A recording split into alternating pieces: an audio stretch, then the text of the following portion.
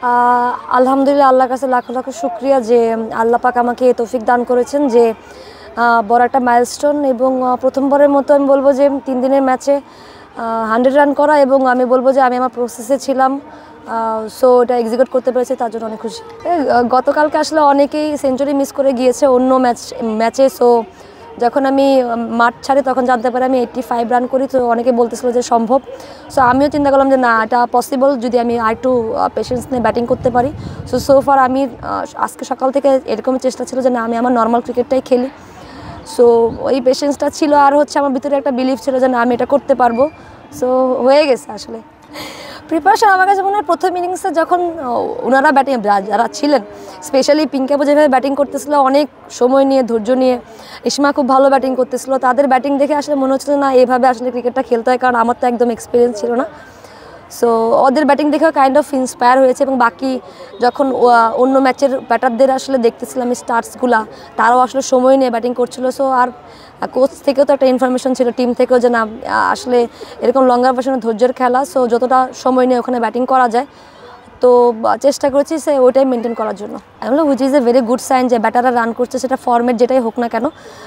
Run করাটা অনেক important যখন একটা ব্যাটার আসলে ব্যাটে বলে অনেক ভালো কানেক্ট হয় এবং হচ্ছে একটা ভালো স্কোরের দিকে যায় তখন কিন্তু মেন্টালি বলবো যে অন্যরকম বুস্ট আপ হয় এবং সামনে যেহেতু আমাদের ভেরি ভাইটাল সিরিজ আছে সো ফার যখন ব্যাটাররা রান পাবে তাদের জন্য অনেক বেশি কনফিডেন্ট কাজ করবে নেক্সট টাইমে খুবই ভালো দেখেন নাইদা তো খুবই কনসিস্টেন্ট বোলিং করেছে এবং ও সবসময় দুর্দান্ত সো ওর আসলে প্রশংসা কম হয়ে যাবে যতই বলি না কেন বাট সুমনাও অনেক ভালো এফোর্ট দিয়েছে বলবো যে আমাদের জন্য তো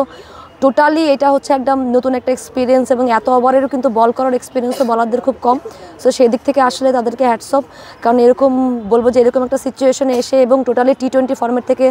এসে যাবে এবং লঙ্গার ভার্সনে এত ওভার বল করা টোটালি ডিফিকাল্ট আমি জানি বাট তবুও তারা যেভাবে করেছে এবং এফোর্ট দিয়েছে সেটা আসলেই সাধুবাদ জানানোর মতো খুবই গুরুত্বপূর্ণ কারণ ক্রিকেট বোর্ড এই সময়টাতে আসলে খুবই অল্প সময়ে এটার প্রিপারেশন নেওয়া এবং এই স্লটটা কিন্তু আসলে আমাদের এইভাবে ইউজ করা হবে সেটা কিন্তু আসলে আমরা চিন্তাও করিনি সো থ্যাঙ্কস টু BCB কারণ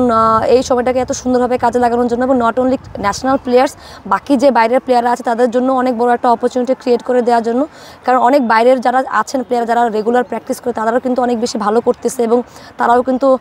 বলবো যে kind of knocking at the door যে না আমরাও ভালো করছি আমাদেরকে নিয়েও চিন্তা করেন সো এই দিক থেকে চিন্তা করলে বলবো যে হ্যাঁ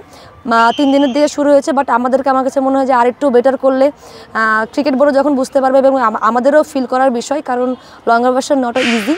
সো আমাদেরকে মেন্টালি ফিজিক্যালি আরও বেশি টাফ হইতে হবে এবং নেক্সট ম্যাচে আসলে এই প্লেয়ারগুলো কনসিস্টেন্ট থাকে কিনা সেটাও আসলে দেখার বিষয়।